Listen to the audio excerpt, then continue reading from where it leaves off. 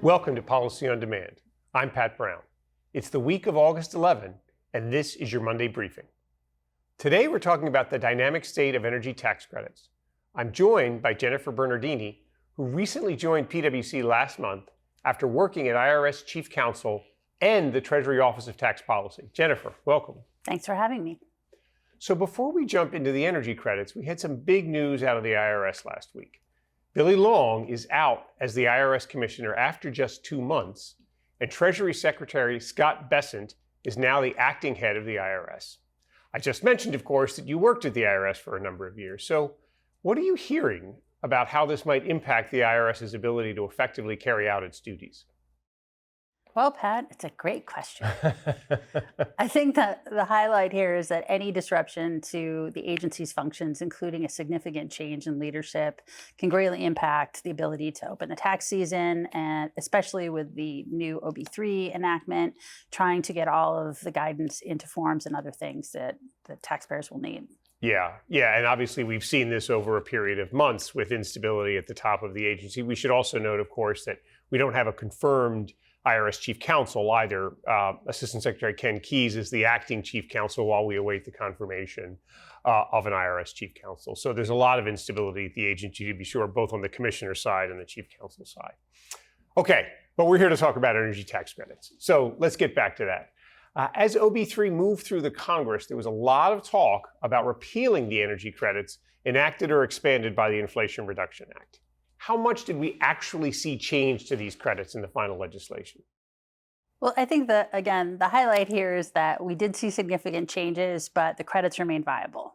So there's several key changes I just want to highlight. The biggest being that we have, new foreign entity of concern rules. FEOC, is that what people are calling it? People are calling it FEOC. Okay. And they're aimed at reducing the influence of certain actors tied to certain countries, right. Iran, China, North Korea, Russia, and basically mitigating their influence in the market that feeds the energy industry.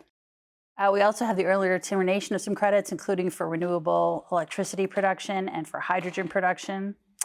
We have the extension of a popular clean fuel credit. It's a very big item. It was one of the few credits that was actually brought out a few years because of significant support with agriculture and sort of across the Republican Party. I think across, a lot of the Democrat Party as well, right, supporting it. We also have a modification of the credit for carbon dioxide sequestration, which is a big one because now the credit is the same value whether you store the carbon or you use it in enhanced oil recovery projects. Okay. And we also have some important aspects of the credits which remain the same. Okay. And those are worth noting. So the PWA rules still apply to the energy credits. We also have bonus credit amounts, which are significantly lucrative for building a project in an energy community or for using domestic content. And credit transferability, which is sort of a game changer in the energy industry, that is still available for the energy credits. And transferability, Jennifer, that was a big concern, right? Because early versions of the legislation basically were going to truncate that very, very rapidly, potentially threatening sort of the market for transferability just as it was getting going. So significant that didn't end up happening in the final legislation. It was a nail biter. I think everyone was really grateful where it came out in the end. Yep. Okay. So we had the legislation, and then President Trump followed up really quite quickly thereafter with an executive order which directed Treasury to issue guidance aimed at further restricting certain energy credits. So talk to us a little bit. What did the EO specifically say, and what comes next following the issuance of the EO? So the EO it specifically addresses beginning of construction rules and FEOC rules. And for beginning of construction rules, it's aimed only at the wind and solar industry and only for the clean energy production credits. So while it's specific, it's causing a lot of disruption in the market. It also says that by August 18th, Treasury will have coming up fast. Yeah, right. Coming up in a week. Treasury will need to revise or issue new guidance that points to preventing the inappropriate or the viewed inappropriate circumvention of the beginning of construction rules. Okay. And it points to preventing artificial acceleration or manipulation of credit eligibility and restricting the use of broad safe harbors unless significant amount of the project's been completed. Yep, got it. So the EO also directs Treasury to take action to provide guidance on the FEOC rules, most of us think that because it doesn't actually say guidance, and because the FIAC rules are so new, that what we'll likely see is either a request for comments on future guidance for a rulemaking on FIAC, or a relatively benign statement. Yep. When we talk about beginning of construction, Jennifer, this is something, of course, where there had been sort of a well-developed, I'm going to call it well-developed, understanding of what these terms meant. So potentially the EO threatens to create some change there, maybe some instability or disruption. I guess we'll have to wait and see what comes next. It is scary. Yeah. It's very nerve-wracking. I actually was the author of most of the beginning of construction notices the IRS put out, and it's kind of a strange body of law that grew up around statutory enactment, creating this new beginning of construction standard out of whole cloth in 2013. But the nerve-wracking part about it is that all the guidance is provided in IRS notices, which can be superseded or modified by another notice that could be put out in 45 days. Right. So I think that's causing a lot of angst for everyone. Got it. So you touched on this a little bit already, but let's talk about now we've got the executive order. Treasury and the IRS are expected to come out with guidance. So what are we hearing about what that looks like and the timeline? Well, we expect that if it's a revised or new piece of guidance that's directed by the EO, it'll probably be another IRS notice, an IRB piece of guidance, sub-regulatory, and it will come out. We're hearing everything from this Friday, sort of an end of the day sneak out, or by the 18th. So I think people expect to have a busy weekend. Yep. And the interesting thing is we have clients across the spectrum, not just wind and solar, very nervous. So I know that there are a lot of voices approaching the Hill and Treasury about this and asking for the current rules to be maintained. Yep, got it. Okay.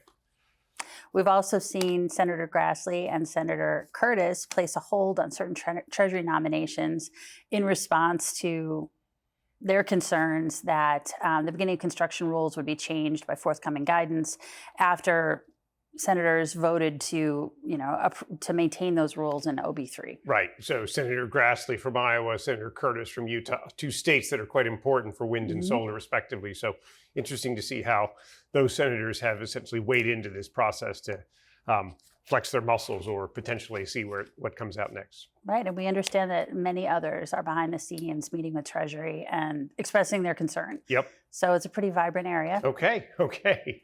So turning to the clients and companies active in this space, so what are you hearing from clients? What key concerns are you telling clients? And what are you hearing from them about what they're worried about? Well, clients are understandably extremely nervous. Yeah. The wind and solar industry, I think it's kind of holding its breath and waiting on investments. We do have, as I mentioned, other industries such as the carbon capture folks and, even people who are, dealing with other types of renewable energy, hydro, geothermal. They're also sort of on the edge of their seats. We're telling them, wait for guidance and we'll deal with it when it comes out. We're also encouraging people to approach your representatives and let them know about your concerns. Otherwise, we're telling clients to accelerate investment as much as possible, to maximize credit opportunities, reminding them that credit transferability is still alive and well. And then basically just telling them to stay the course, stay calm. They still have PWA compliance to be concerned about, potential FIAC compliance to be concerned about. Right. So lots to look forward to, I suppose. Lots of change potentially in this space. Yeah. Well, thanks, Jennifer. Thanks for joining me. Absolutely. Thank you for having me. And for our viewers, you can find the latest Policy on Demand episodes in the description of this episode and on our website. We also have an August 19th webcast where our specialist will take a deeper dive into what we discussed today. You can find a registration link in the description of this episode. We appreciate you taking this time with us. Take care.